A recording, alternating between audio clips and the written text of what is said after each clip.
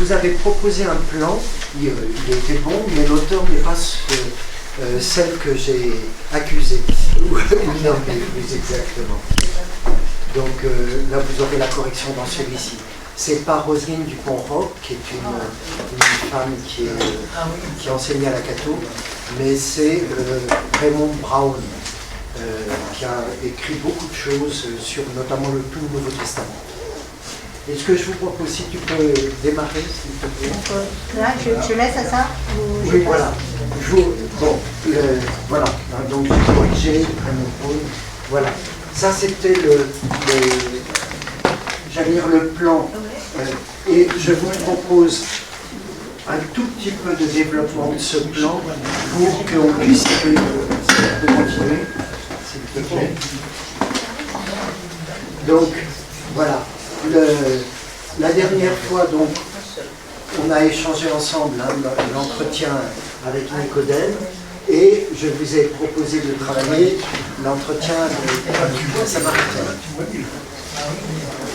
Et après, donc, on a un certain nombre de textes. Ce que je vous ai mis en vert, c'est en plus c'est notamment des textes qui sont ceux que l'on va avoir durant l'année, dans le carême. Et ce que j'ai voulu vous situer, c'est qu'on a là un certain nombre ce que l'on appelle des signes. Enfin, c'est pas moi, c'est Jean qui parle de signes, ou dans les évangiles synoptiques, on parle de miracles. Donc, vous avez le premier signe qui est Cana, l'eau changée en vin. Ensuite, on a le second signe de Cana qui est la guérison d'un fils de fonctionnaire, guérison d'un paralytique.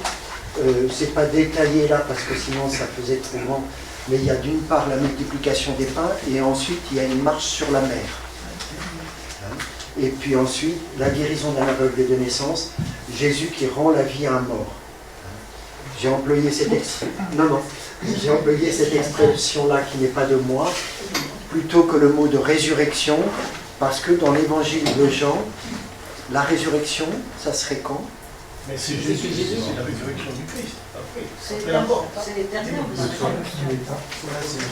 C'est permanent, c'est-à-dire que dès que nous croyons au Christ, nous sommes déjà ressuscités. On va y revenir, vous inquiétez pas, ça va revenir. Mais avec Jean, je dirais, on n'est pas dans une succession. La résurrection, c'est par-delà la mort, c'est dès maintenant. Bon, voilà, ça c'était simplement pour vous donner le plan de la première partie, merci. Et la deuxième partie, qui est ce que l'on appelle, alors, soit le livre de la gloire, puisque c'est là où il manifeste sa gloire, et ou ce que l'on appelle aussi le discours d'adieu, le lavement des pieds. Il annonce qu'il va y laisser sa vie, et on a 3 chapitres de discours, et ensuite la grande prière qu'on appelle la prière sacerdotale, et ensuite la passion. La passion, ça sera votre programme entre cette séance et la suivante. Voilà. Et donc, tout à l'heure, on travaillera un bout de la vie. Voilà, c'était pour vous redonner un petit peu le déroulement et tout. Voilà, vas-y, oui. Bon, oui, non, passe, on y reviendra. On passe? Ouais, s'il te plaît. Oui, là. Donc voilà, ça c'est la séance que je vous propose pour aujourd'hui. Et donc, vous étiez invité à travailler un peu le texte de la Samaritaine. Alors je vous propose donc de faire remonter vos découvertes. Qu'est-ce que je... Voilà, vas-y, avance encore un petit cran. Bon, je vous avais proposé sur quoi porte le malentendu entre Jésus et la Samaritaine autour de l'eau, que retenir du dialogue sur la prière et quel effet au terme de cette rencontre. Et je vous avais, je crois, vu quelques mots, sinon je l'aurais dit, quand on est devant un texte biblique où on a un récit avec différents personnages, c'est une bonne manière pour, sauf si c'est un texte qu'on connaît très bien ou autre, mais c'est de regarder les personnages et de voir quels sont les noms qui sont donnés. Et en étant attentif au fait que chacun peut recevoir plusieurs noms au fur et à mesure du texte. Et nous, on fait un paquet groupé, c'est une évidence. Ça vaut le coup d'aller regarder d'un peu près quels sont les noms successifs éventuellement que l'un ou l'autre va recevoir. Ça nous donne une indication et c'est souvent un premier type de lecture. Très concrètement, par exemple, le Jésus, qu'est-ce que l'on a comme indication pour... Non. Ah bon? Vous souvenez, dans ce texte, qu'est-ce qu'il a, comment il est qualifié? Quand elle lui dit comment toi, un juif. Donc, elle lui dit aussi toi un homme, toi un juif, et puis... Plus grand que notre père Jacob. Oui. Le père Jacob, ça vous évoque qui, ça? Les patriarches. Hein, c'est-à-dire, on est dans la généalogie. Donc, on est là, elle fait référence à la foi qui est la foi commune des Juifs et des Samaritains. C'est-à-dire, on est bien avant la royauté. Donc, voilà. Oui, tu peux mettre le... Parce que comme ça, vous aurez le texte sous les yeux si vous en aviez besoin. Qu'est-ce qu'il y a d'autre encore que... Seigneur, donne-moi cette eau. Oui. On a d'autres petites indications concernant Jésus. Au tout début du texte, Il faisait plus de disciples que Jean. pardon. Il faisait plus de disciples que Jean. Oui, donc on sent que, en tout cas, il y a comme une indication d'une rivalité potentielle entre Jean le Baptiste et Jésus. Mais avec l'indication que ce n'est pas Jésus lui-même qui baptise, mais que c'est plutôt ses disciples. Et qu'il vient de Judée et qu'il va en Galilée.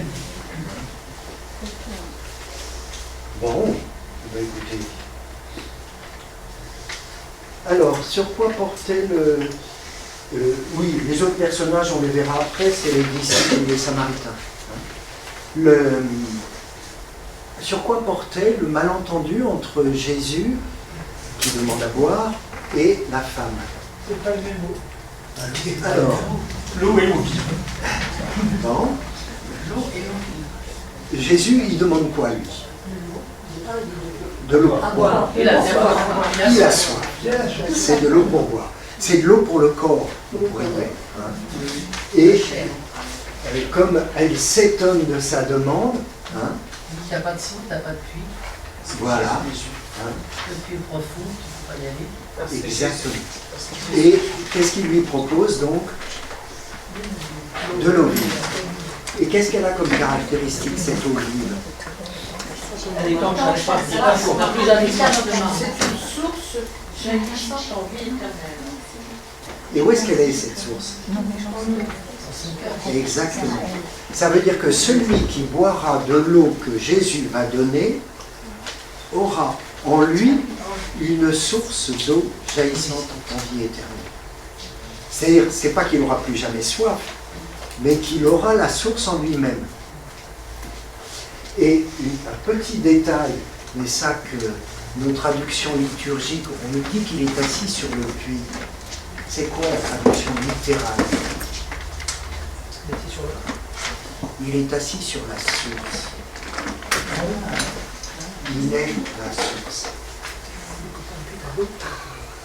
Mais pour le réalisme, la liturgie nous dit il est assis sur le puits. Non, il est en fait là, assis sur la source. Et d'une certaine façon, on a Jésus, source, qui est au-dessus du puits de Jacob. On a comme un phénomène de remplacement qui est suggéré. Hein, voilà. Et la femme, est-ce qu'elle est intéressée par la source que Jésus propose? Pourquoi? Alors, Donne-moi ça, donne-moi. Il ne viendra plus dans cet endroit. Il fait assez chaud. Parce qu'elle dit viens à la 6e heure, donc à midi, Oui, séparée des autres. ce qui est une heure très étonnante. Hein. oui. Hein, on peut se demander quel est le sens de cela.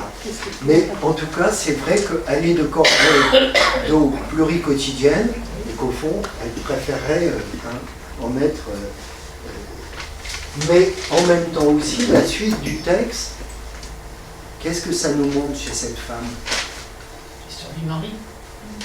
Et qu'elle elle est mise à l'écart un peu du pied de sa vie, un peu. Elle est dissoluble. regardée, Oui. différemment de la vie des autres.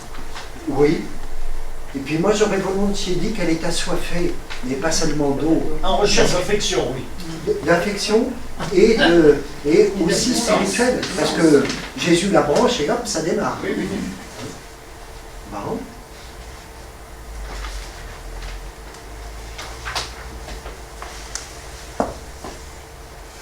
On continue. Comment comprendre cette question sur les maris?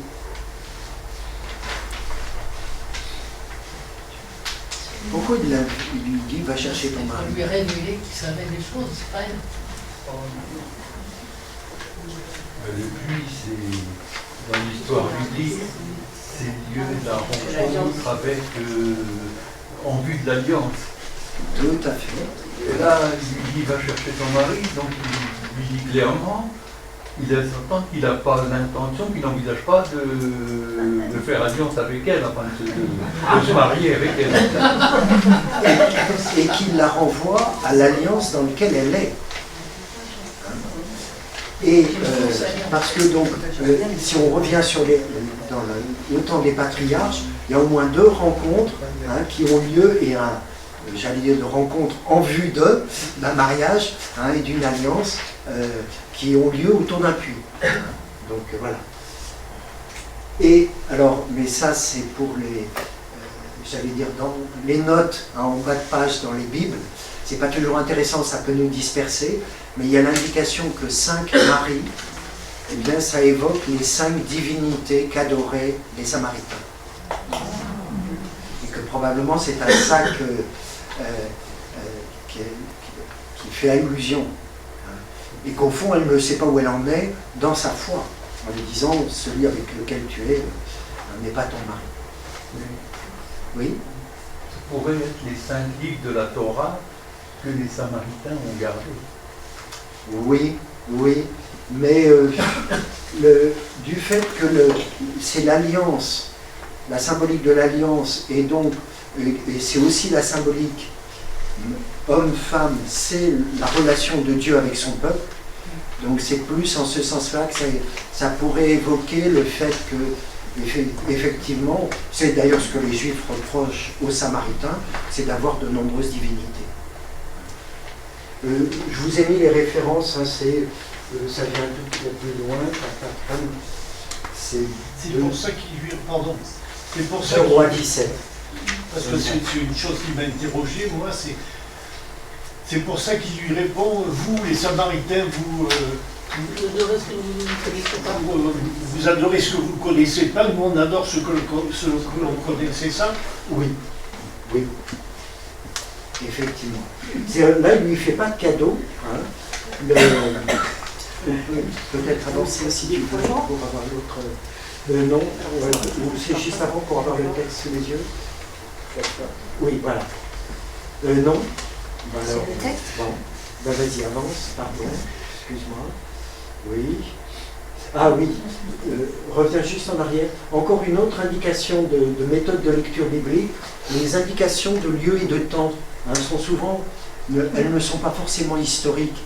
Elles ont souvent un autre sens, un symbolique ou autre. Donc on a toujours intérêt à s'interroger. Jean-Marc nous a fait une réflexion tout à l'heure en disant elle vient à midi, c'est pas une heure où il fait trop chaud, c'est pas une heure où on y va. Donc c'est pas l'heure théoriquement d'aller chercher de l'eau, sauf si on veut n'y avoir personne. Donc on a là comme des petites indications, comme des indices qui sont posés dans le texte. Et voilà. Et de la même façon, les indications corporelles. Jésus qui est assis, fatigué, Ça veut dire qu'il n'est pas en puissance, il n'est pas debout. C'est pas un homme qui est... Au contraire, il est en fragilité, quoi. Hein? Bon, vas-y. Merci. Bon, oui, ça c'était les personnages, on y reviendra après. Vas-y, continue. Bon, ok, encore. Voilà. Hein, voilà ce que je vous disais. Et l'eau comme signe du don reçu dans la relation avec lui.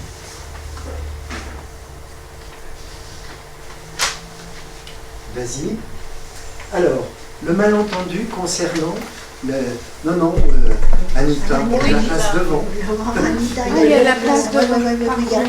Tu voulais une entrée discrète, tu vois. C'est les hommes, ça, ils ne sont pas sympas. Alors, là, on est sur une deuxième question, hein, qui est plus sur la question de la prière. Sur quoi porte le malentendu, là, à ce moment-là? Non, on n'est plus sur l'eau cette fois. Sur les lieux d'adoration. Oui, oui. Et alors, qu'est-ce que... Est-ce que c'est important d'adorer dans un lieu précis ou est-ce que c'est pas important? J'ai pas Est-ce entendu. que c'est important d'adorer dans un lieu précis Le... ou pas? Parce que pour la Samaritaine, il y a un lieu précis, et Voilà. Jésus lui dit non, il n'y a pas de... Voilà. Et elle dit, bah, vous avez un autre lieu que le nôtre, lequel est le bon? Voilà. Et Jésus lui il répond retourne le truc. en disant, non. L'esprit en vérité. C'est pas une question de lieu. Alors viens, c'est pas encore Dans l'esprit l'heure, en vérité. où on adore en esprit en vérité. Oui. Sauf que, au verset 23, mais l'heure vient, elle est là. Juste. Donc, Alors viens, elle est là, qu'est-ce que ça veut dire alors? et bien justement, d'après vous, qu'est-ce que ça veut dire ça? Ah oui, c'est contradictoire. C'est moi? Non, l'heure vient, c'est parce que c'est lui. Il annonce déjà, il annonce un peu déjà sa mort, quelque part. Bon, c'est une hypothèse. On reste sur l'histoire donc de l'adoration. Elle le pose en termes de lieu. Hein. Jésus, là encore, il ne fait pas de cadeau. Hein. Vous adorez ce que vous ne connaissez pas, nous adorons ce que nous connaissons. Parce que le salut vient des Juifs. C'est-à-dire que là, il réclame cette filiation-là et au fond, une fidélité qui est une fidélité dans la foi, enfin de la bonne doctrine, quoi. Mais, en même temps, il répond que pour le lieu, Peu importe. Ni l'un ni l'autre. et ça serait quoi? En esprit en vérité. En esprit, en vérité. Et c'est quoi, un esprit, en vérité? Comment ça même? À l'intérieur de nous, partout, bien sûr. Est-ce qu'on a des indications dans le texte qui nous précisent ça?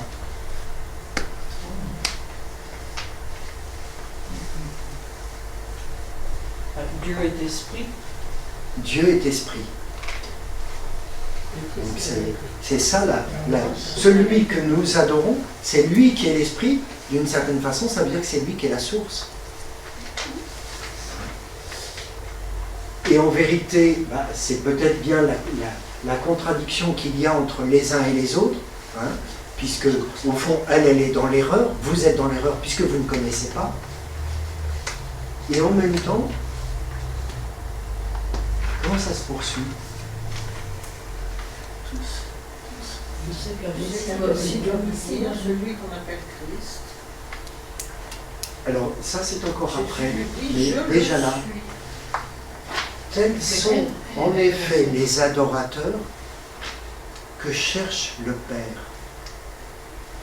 Vous êtes en train de vous interroger pour savoir où est-ce qu'il faut prier.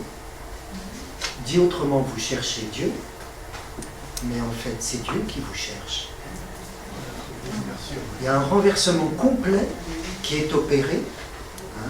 En fait, il lui révèle qu'au fond, oui, c'est bien de se poser des questions, mais c'est plus de répondre à celui qui nous cherche. Hein. Et qui nous cherche pour une rencontre. Hein. Il suffit d'entendre les enfants se dire « mais tu me cherches ».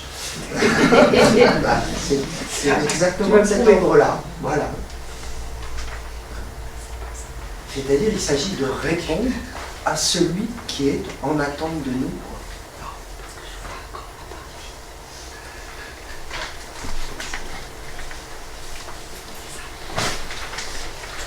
Et, oui, en plus de ça, je ne l'ai pas relevé, mais Jésus a donné un nom à celui qui est à adorer, c'est le Père. Sans préciser, là, c'est le Père. C'est pas mon Père, ce qu'on aura en d'autres endroits, mais c'est simplement, donc, vous pourriez dire là, le Père des croyants. Mais...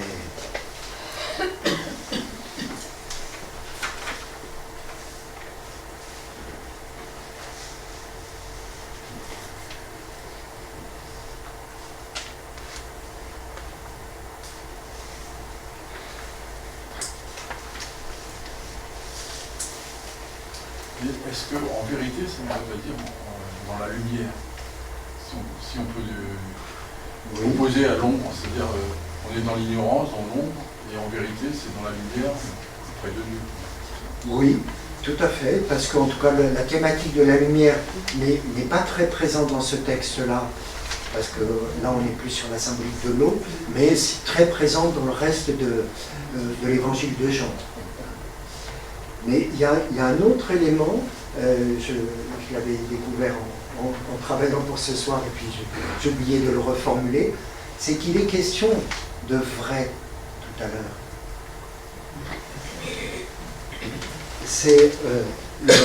Il lui dit que le mari qu'elle a n'est pas vraiment son mari, et on va avoir après, il m'a dit tout ce que j'ai fait. C'est ce qu'elle va dire aux Samaritains. C'est-à-dire, il fait la vérité sur sa vie. C'est-à-dire que dans la rencontre, accepter, alors on peut reprendre cette image de la lumière que nous propose Frédéric, de Dieu sur notre vie, ça nous fait faire la vérité sur notre propre vie.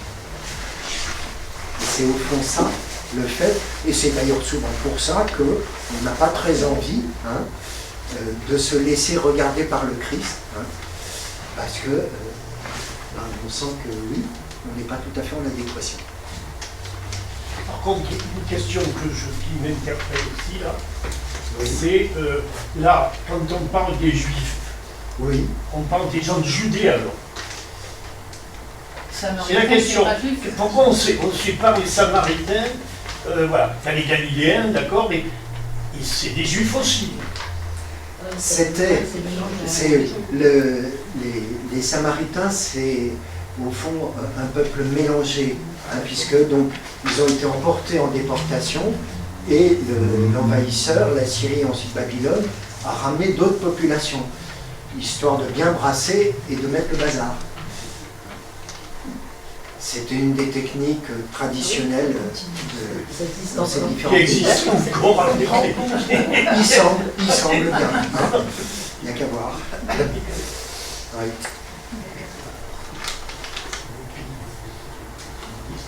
On continue un tout petit peu. Voilà.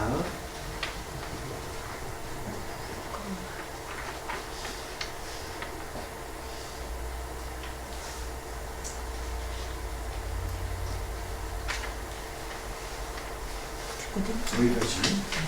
Elle sait que le Messie va arriver. Ah oui, pardon. Oui, non, reviens en arrière. Excuse-moi, merci. C'est effectivement, la discussion continue, et l'heure vient, elle est là, parce que la femme lui dit, je sais qu'un Messie doit venir. Donc, Messie, c'est le mot juif. Celui que l'on appelle Christ, et dans l'évangile de Jean, dans ce passage-là, on a les deux mots. Donc on est bien au passage de l'un à l'autre, ou en tout cas de l'articulation entre ces deux figures-là. Lorsqu'il viendra, il nous annoncera toutes choses. Et Jésus dit, Je le suis. oui, alors ça c'est la traduction française pour qu'on comprenne bien, mais la traduction littérale c'est « Je suis celui qui te parle ». Et je suis C'est dans l'histoire. C'est le nom de Dieu que Dieu donne, que le Seigneur donne à Moïse quand Moïse lui dit, mais quand je vais aller trouver mon peuple, il va me demander au nom de qui, et il dit, je suis celui qui suis, ou celui qui serait, etc. Et dans l'évangile de Jean, à 6 reprises, on a cette expression-là dans la bouche de Jésus. Si on a le temps, on fera un petit excursus là-dessus. Celui qui te parle. Pardon ? Je suis mes paroles. Celui qui te parle. Je suis Tout à fait. celui qui te parle. C'est-à-dire, il est cette parole en acte de je suis. Oui, mais ça c'est la théorie de. C'est un peu le truc de Jean. Jean, c'est le Christ et la parole de Dieu. Tout à fait. Tout à fait. Oui, oui. Eh bien, ouais, remonte à ce moment-là, presque au tout Est-ce que ce début. passage de la Samaritaine, il existe dans les évangiles synoptiques? C'est spécifique. Vas-y, remonte, presque au tout début. Encore. Encore.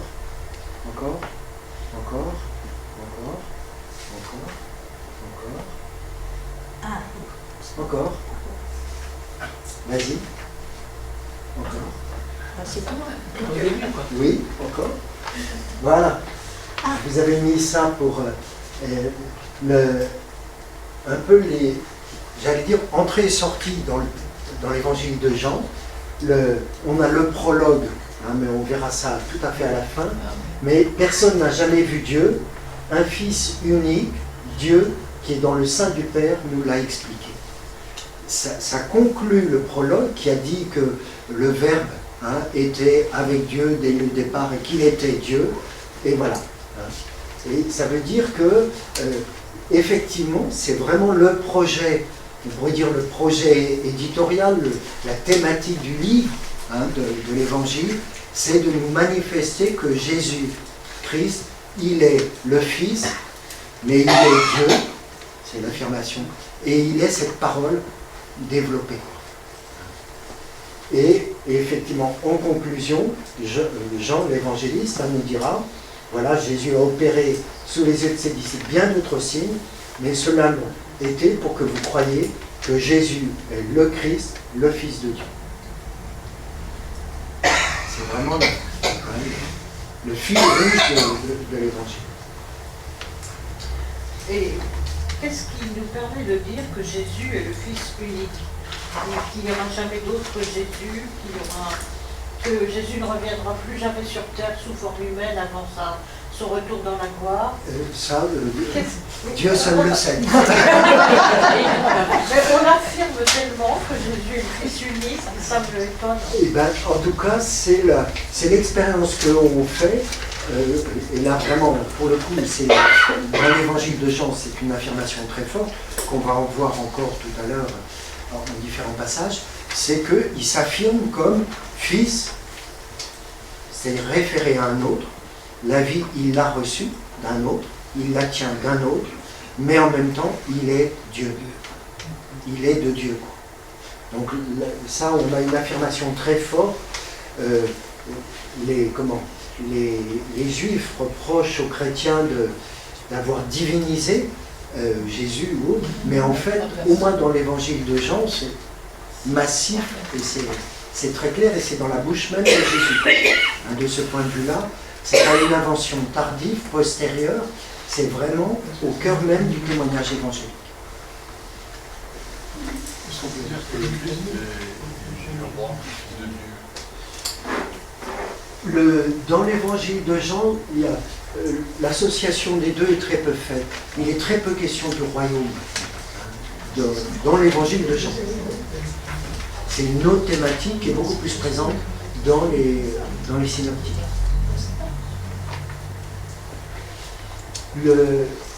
Vas-y, on repart là où on était, s'il te plaît, sur la nourriture. Voilà. Bon, rapidement, parce que... voilà. Les disciples, et il dit ma nourriture. Quand il leur dit, mais j'ai à manger une nourriture que vous ne connaissez pas, toujours ces malentendus qui donnent l'occasion de... Parce que sa priorité, c'est la mission. Je ne sais pas si on peut dire ça comme ça, le mot n'est pas employé. En tout cas, ce n'est pas ma mission. La dimension de mission, elle l'aime, mais sous la forme d'être envoyé. Il est l'envoyé de. Donc c'est. Mais c'est faire la volonté de celui qui m'a envoyé. Et puis, il donne comme indication aux disciples que là, ils vont moissonner, mais ce qu'un autre a semé. Voilà, c'est ça. Ce qui nous invite à penser que ma mission, ça n'est pas de prêcher la bonne nouvelle au sens d'apporter Dieu, mais de découvrir comment il est présent. Et que par exemple, par rapport au catéchumène, puisqu'on va rentrer dans une démarche de concile provincial autour de ça, c'est comment nous avons à découvrir la figure de Dieu qui nous apporte, qui nous donne l'occasion de découvrir. C'est un renversement de la...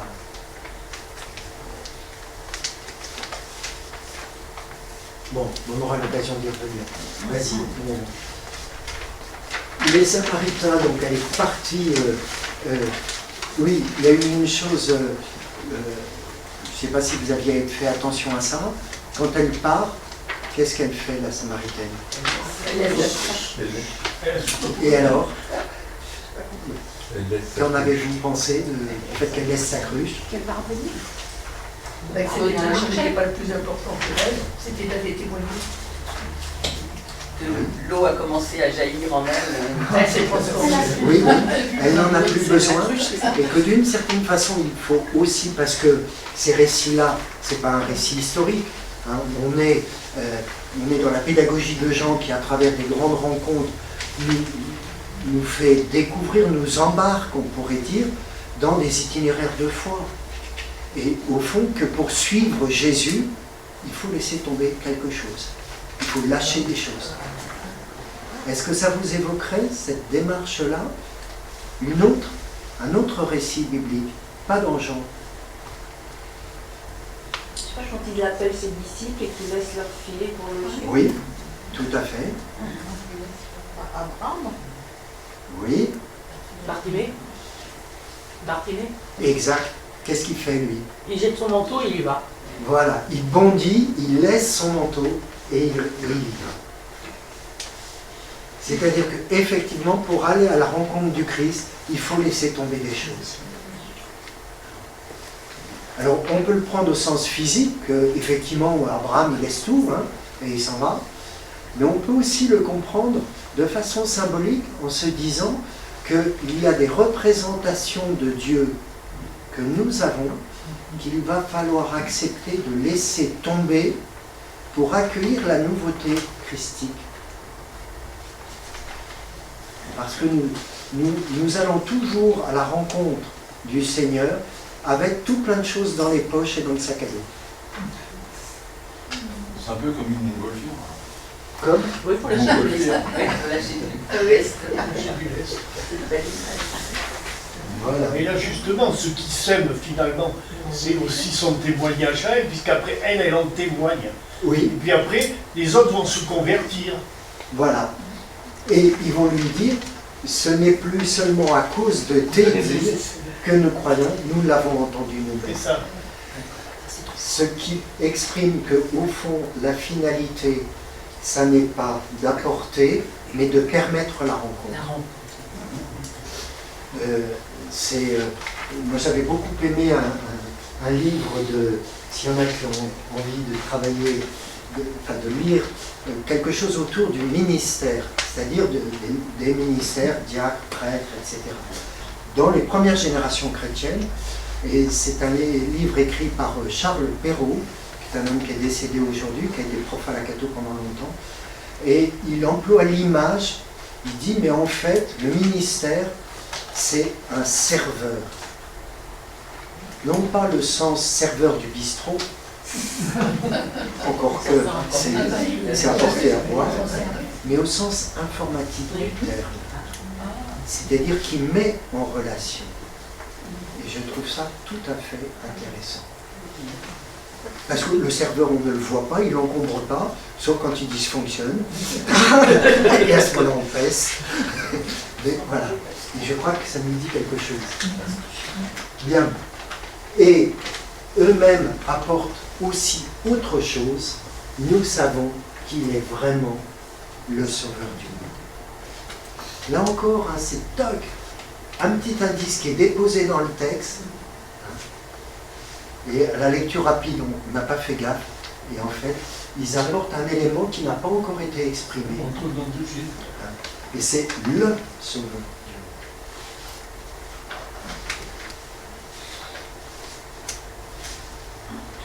Et ça m'a fait penser, donc, effectivement, à toute cette réflexion autour des jeunes adultes. Je vous renvoyais à Marty de la Croix. J'ai pas pensé, mais ça, on pourra le mettre dans les pièces jointes. Voilà. Je crois que je vous avais mis peut-être dans les questions, au fond, qu'est-ce que vous retenez de ces rencontres de Jésus en terre samaritaine? C'est pour vous, ça, mais voilà. Peut-être se dire, tiens, à la suite de ce texte-là, de cette lecture, qu'est-ce que je retiens? Oula, oui. Oui. Moi, je retiens au moins deux choses.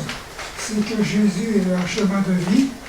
Et la deuxième chose aussi qu'il y a dans le texte qui n'apparaît pas forcément, c'est le rapport entre les Hébreux et les femmes. Parce que le Christ aurait pu lui dire « Oh, c'est une Samaritaine, alors je ne parle pas à cette femme. » Eh bien non, il dialogue avec elle, et chemin faisant, il lui fait découvrir les aspects de la foi. C'est, entre guillemets, révolutionnaire par rapport à la société hébraïque de l'époque.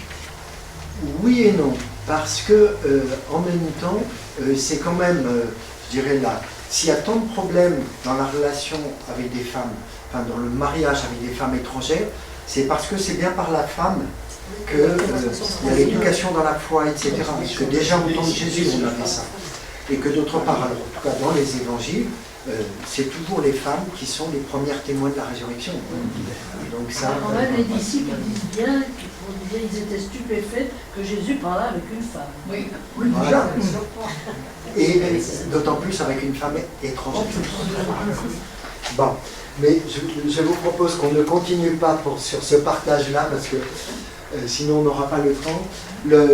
Je vous propose d'aller travailler, comme la dernière fois. On va pas prendre tout le chapitre 15 parce que ça serait trop long. Je crois que sur les feuilles, non, je ne l'ai pas mis en entier, parce que vous pourrez continuer si vous avez envie. Et donc, je vous propose de faire des plus petits groupes que la dernière fois. On pourrait faire 6 groupes, pour que vous soyez moins nombreux, que ça puisse davantage circuler entre vous. Il y a y compris la petite salle qu'on appelle les registres à droite, et l'accueil aussi. Donc, 1, 2, 3, 4, 5, 6. Il y a l'oratoire, il y a Sainte-Geneviève, oui. Il y a la salle à côté aussi. Allez. 1, 2, 3, 4. Ah, pardon. 5. 6. 7. Non, 3, 4. 5. 6. Quelles sont vos découvertes? Les acteurs. Donc, on avait. Je, Jésus, il, le Père, et vous, les disciples. Non, c'est nous.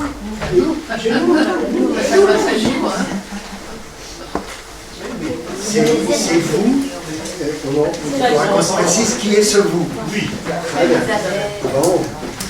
Et, alors, le Père, il est qualifié de quoi aussi? Le vigneron. Ça veut dire que c'est le propriétaire de la vigne. La vigne, ça vous évoque des choses dans la Bible?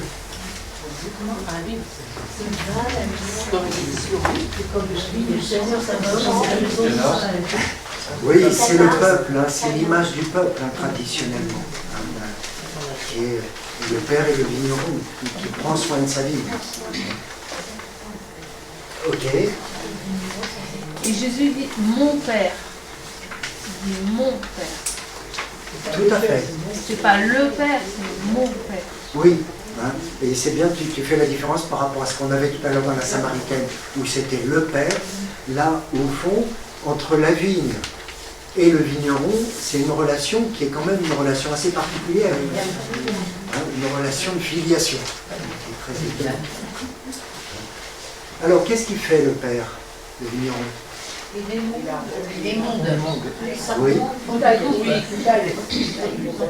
Il enlève pour que ça donne plus de taille. Alors, il fait deux tailles différentes, effectivement. La première, elle vise à quoi? Enlever ce qui ne produit pas. Exactement, tout ce qui est stérile, il retire. Les gourmands. Oui. Et puis les autres, c'est pour que... Les tailler. Voilà. Parce que le but, c'est de porter du fruit. Voilà.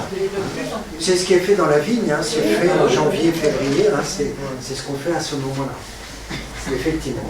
Si on fait le parallèle par rapport aux amandes qu'on émonde, quand on émonde une amande, elle se retrouve nue. Et donc la vérité, la simplicité, comme si il fallait se débarrasser de toute chose pour avoir je sais pas comment dire, mais le cœur. Non, parce que pour la vigne, tu gardes, d'autant plus que tu vas la mettre sur un fil ou autre, sur un support, donc tu gardes vraiment des morceaux, mais effectivement l'objectif c'est de porter davantage de fruits, et ça revient plusieurs fois dans le texte. Et monter dans la vigne, c'est aussi c'est pour donner de la force pour pas que ça se répande sur plusieurs sarments. Oui. On garde que 2 ou 3 sarments pour donner de la force à la vigne. Donc tout le reste, on les monte, on l'enlève, on le ôte. Sinon ça fait plein de feuilles, mais on ne va pas avoir de Quel est l'émondage, il est fait comment dans le texte? Par la parole. Oui, oui. C'est la parole qui émonde. Et là, pour continuer avec des choses qu'on a entendues, qu'on a échangé tout à l'heure, ça veut dire qu'il y a un émondage nécessaire pour porter du fruit. Et que la parole, elle produit un effet dans le corps ecclésial et en nous. Elle va avoir il va y avoir des transformations qui vont s'opérer. Rapport à notre texte.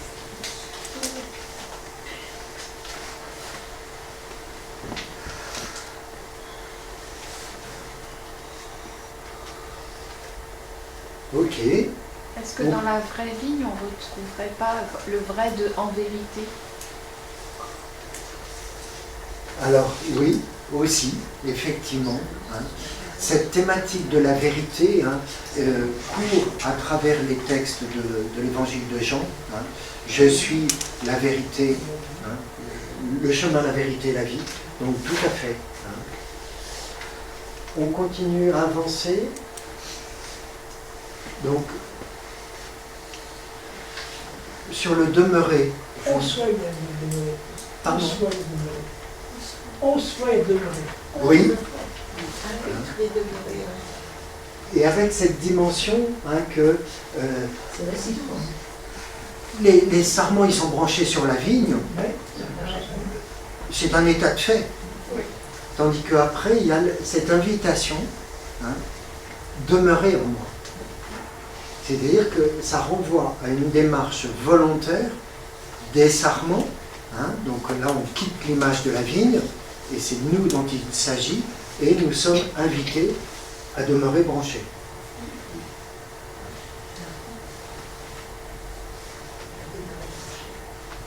Pardon? Je répète, à demeurer branché. Et c'est dans les deux sens, parce que, et de même, en qui je demeure. C'est-à-dire que la relation, elle est bilatérale. Il y a certains hommes politiques, semble-t-il, qui ont du mal à comprendre ça.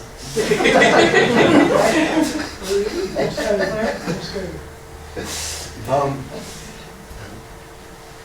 On était dans notre partage et c'était une relation fusionnelle. Ah, je dirais. Comme si on était imbriqués. Une imbrication.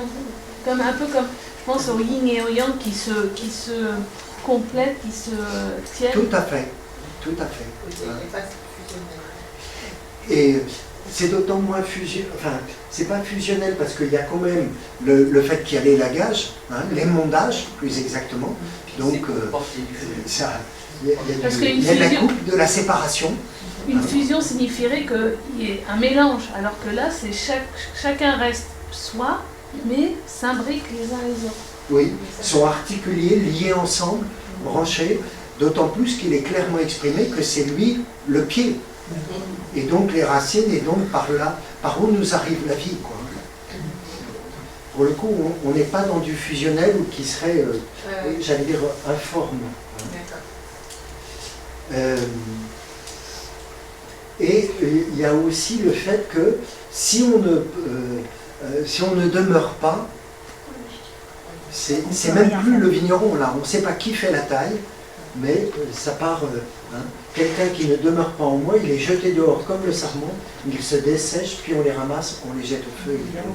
C'est pas de l'ordre de la sanction, c'est simplement que ça ne produit pas et il ne reçoit pas de sève, donc s'il n'a pas de sève, il sèche. Voilà.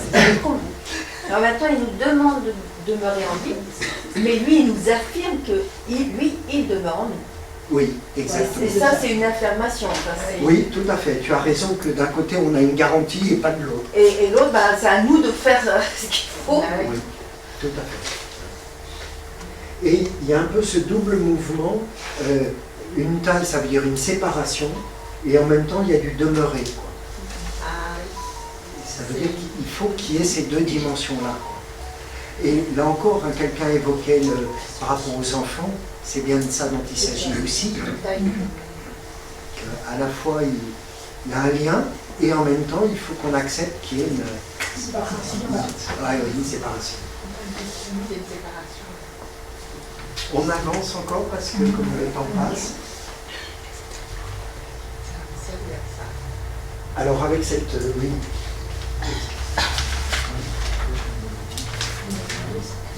Oui. On pourrait se dire, demandez ce que vous voudrez et cela vous arrivera. Hein, ça serait un peu une formule magique.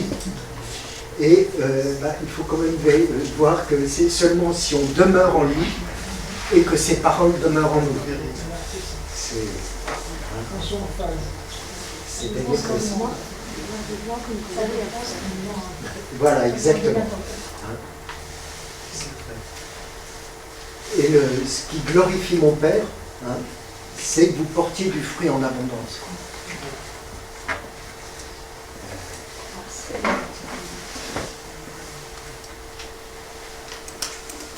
Non, reste là, pardon. Parce que dans les synoptiques, le disciple, c'est celui qui suit Jésus. Tandis que chez Jean, c'est le disciple se reconnaît à ses actes, à ses œuvres, à ses fruits. C'est ainsi que le Père sera glorifié. C'est pas de moi, c'est d'Alain Dagron, un prêtre de Bordeaux qui propose des méditations autour des textes d'évangile du dimanche.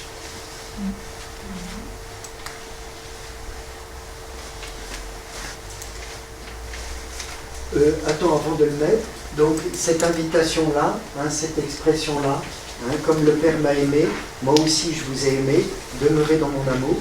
Et comment vous avez compris ça? Je ne sais pas comment vous avez posé la question. Nous, on s'est dit que s'il y avait comme une suite, le Père a commencé par aimer Jésus. Oui. Et Jésus nous a aimés de la même façon que le Père l'a aimé.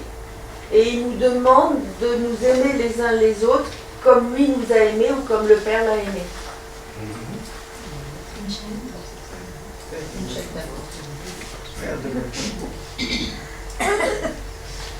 Et c'est vraiment j'allais dire, le modèle, c'est pas notre manière à nous, c'est la manière de la relation entre le Père et le Fils. Et comme le Père m'a aimé, moi aussi je vous ai aimé. Jésus vraiment il est en... Et le fait que les verbes sont au passé, c'est-à-dire c'est fait.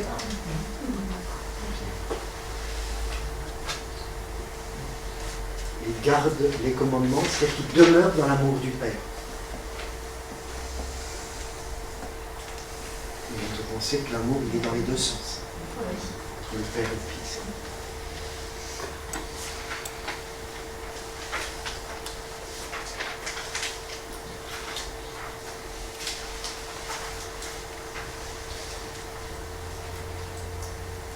Le aimer, demeurer,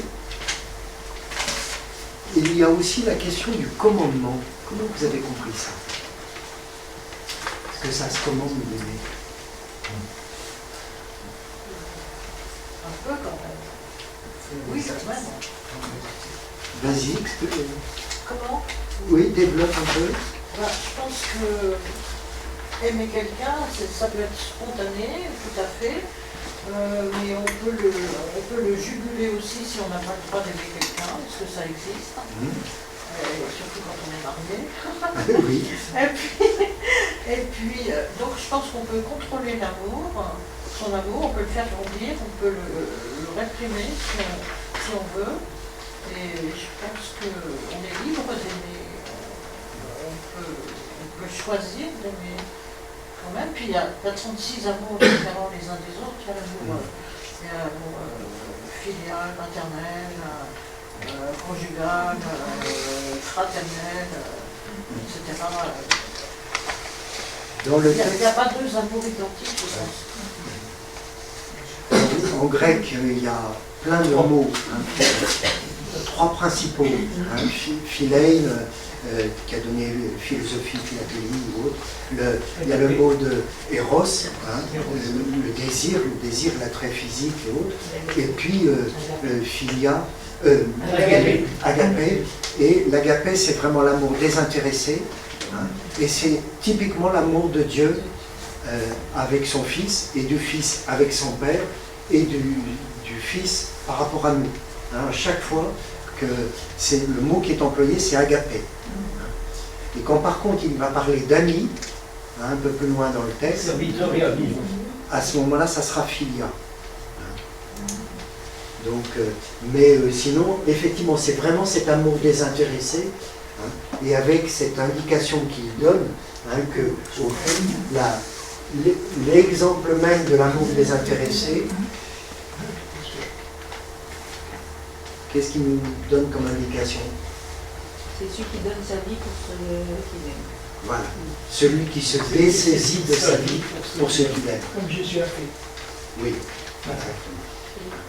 Mais c'est aussi, c'est l'amour désintéressé des parents, le plus souvent, ça arrive que malheureusement non, mais voilà, qui est, j'allais dire, d'aimer, de s'occuper d'un enfant avant même que cet enfant réponde à l'amour de ses parents. C'est répété 9 fois. Pardon? C'est répété 9 fois dans le texte. Amour. Oui. Par contre, le questionnement, c'est oui. Pas vous qui m'avez choisi, c'est moi qui vous ai choisi. Oui. Remonte d'un cran d'abord, s'il te plaît. Oui. Je me suis fatigué à faire des schémas. Tu me laisses Il y a des flèches partout. Mais oui, c'est parce que j'ai essayé de...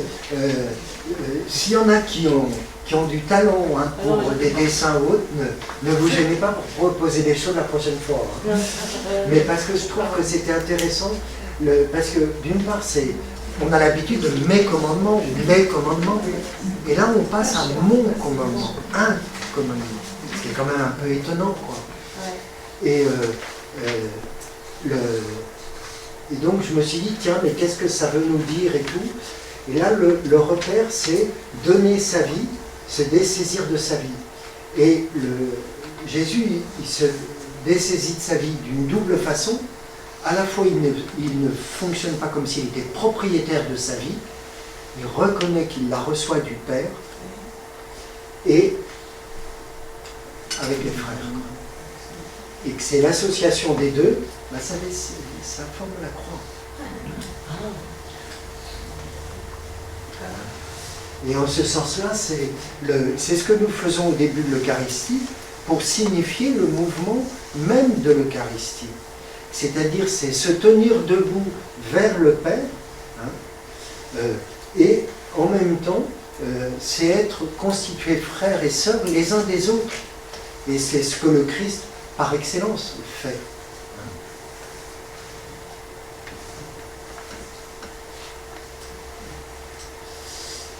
Et on n'a pas du tout ce qui est dans les synoptiques, qui est aimer Dieu et son prochain.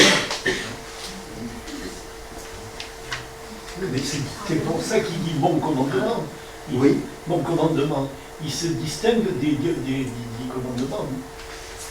Oui, et c'est surtout que c'est lui, au fond, qui nous montre l'exemple, qui prend l'initiative.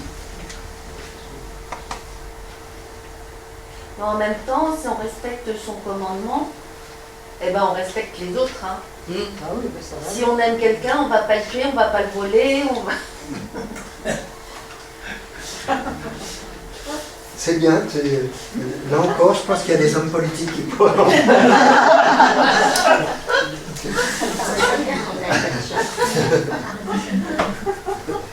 J'ai pas entendu. Oui. Ça viendra peut-être. Oui. Bon. Dernière étape, c'est vous êtes mes amis. Et donc là, ce changement, c'est moi qui ai traduit par esclave, parce que le mot qui est employé en grec, c'est doulos, c'est vraiment l'esclave. C'est pas le serviteur. Et au fond, la relation, c'est une relation d'amitié qui est caractérisée par la connaissance de tout ce que j'ai entendu auprès de mon Père. Je vous l'ai fait connaître. Pour le coup, il est un serveur par excellence, puisque ça circule. Ce qu'il a entendu, il le transmet. Il nous le courant. Et tout ça, on trouve ça dans la Bible. Pardon? Et tout ça, on trouve ça dans la Bible. Oui. Moi, c'est ce que je pense. Alors, dans la Bible, c'est-à-dire que c'est écrit, mais ça suppose de le lire et de le comprendre. Et donc, tout le travail d'interprétation que nous avons à faire. Et c'est là où... Et puis, il nous rappelle aussi ce côté que c'est lui qui nous a choisis. Et institué, il y a les deux. Tout à fait. Mais justement, dans notre groupe, la question s'est posée de l'universalité. S'il y a des choisis, s'il y a des élus, voilà. La question s'est posée. Et alors, qu'est-ce que vous avez... Comment vous avez conclu ça? On a ramé. Voilà, il n'y avait pas de consensus. Ça a été toute une question à un moment donné, où effectivement une partie des protestants, sous l'impulsion de la réforme, avaient envisagé en se disant, mais au fond, est-ce qu'il n'y en a pas qui sont prédestinés à être sauvés, et d'autres pas? Et je crois que, alors les synoptiques sont très clairs là-dessus, où on sent que Jésus est sans arrêt en relation avec plein de monde, et des gens avec qui il ne devrait pas, enfin quand même, qui est un peu lucide, un peu. Bon, donc, et il fait sauter toutes les barrières de pureté, de conditions ou autres. Donc, de ce point de vue-là, je ne crois pas. Par contre, je crois que là, ça nous signale en tout cas que, la foi elle est toujours une réponse, et d'autre part, elle est aussi que c'est une invitation à reconnaître que nous ne sommes pas propriétaires de notre responsabilité si nous avons des services particuliers à assurer. Et donc, que ce soit pour les prêtres ou les ministres, on aura ça à la fin de l'évangile, le dialogue entre Jésus et Pierre, m'aimes-tu? Soit le pasteur de mes brebis, c'est pas les tiennes, c'est les miennes, lui dit Jésus. C'est très clair. Et aussi pour chacun et chacune de nous, quand une responsabilité nous est confiée, vraiment de reconnaître que ça nous appartient. En démarche articuménale, ça c'est très bien, c'est souvent le catéchumène qui vient et qui demande le chemin. Et je désire, mais c'est souvent dans la première rencontre, moi c'était lui faire remarquer, si tu es là, c'est parce que tu reçois l'appel. Ne partez pas tout de suite sans partir. Oui, avec il y a du le travail. texte pour la prochaine fois. Pardon, tenez, non, non, Ouais, on va les laisser là, oui, ceux qui parlent. on va les laisser là. Ici.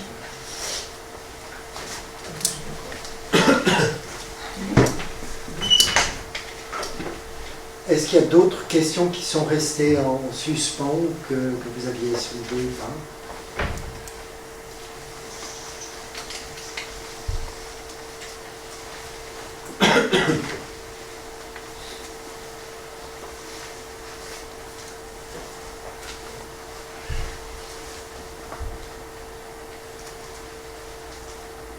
Moi, j'ai souligné dans tout ça le mot joie. Oui, tout à fait. Oui, oui.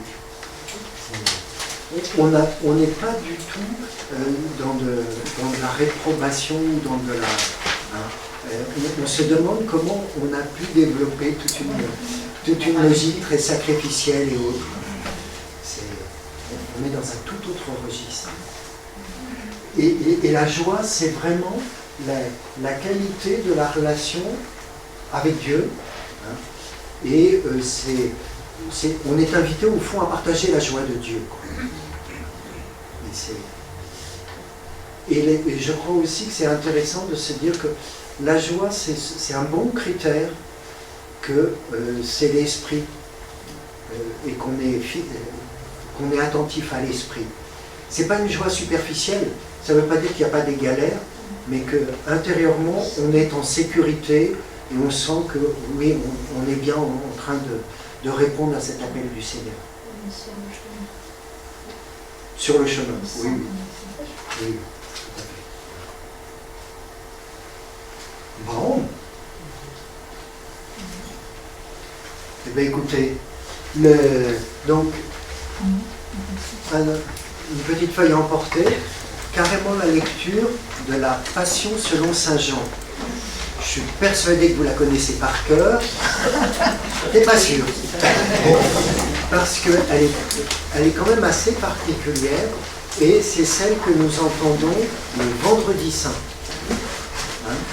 Donc je vous l'ai édité pour que vous l'ayez, comme ça vous pouvez faire comme les enfants, utiliser des crayons de couleur parce que pour pouvoir griffonner ou autre, je trouve que ça aide quand on a un texte un peu long comme ça.